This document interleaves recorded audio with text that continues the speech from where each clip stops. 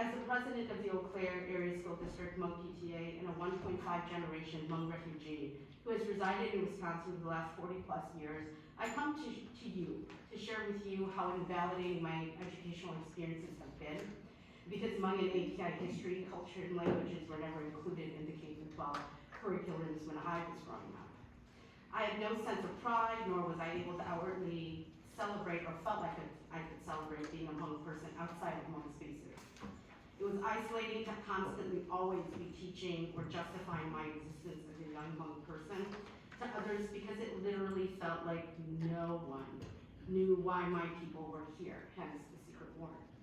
I've been feeling like a broken record, but over time it made me embarrassed, unhappy, and even hated being Hmong.